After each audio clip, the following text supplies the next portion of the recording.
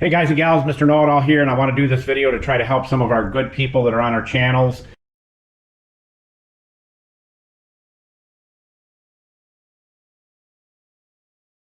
Sweet Project Cars, Mr. Know-It-All, Sweet Motorhomes, Sweet Scoots, all those.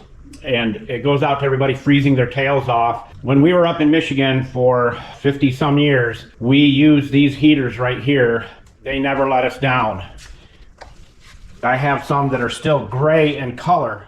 This is one of the old ones right here. This shows you how long we've had these, and they just run and run and run and run.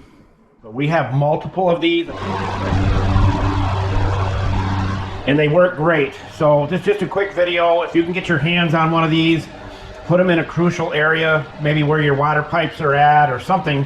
They do work, and they work great. Yeah, your electric bill will go up, but it's worth it to have a little bit of extra heat. Better run this than the furnace heat pumps. So there's another one. There's 3, 4, there's 5 behind that plastic.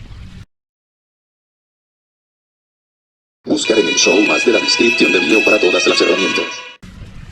And we use a yellow thermostat.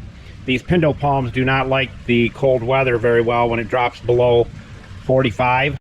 And then we have one out in the motorhome right there, just to take the edge off if we want.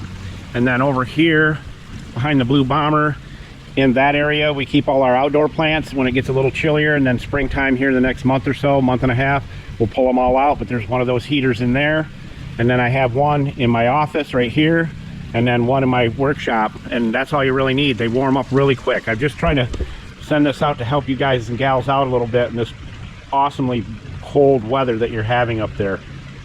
And as I always say, don't be a schmuckle, because if you are, then you'll never have any friends.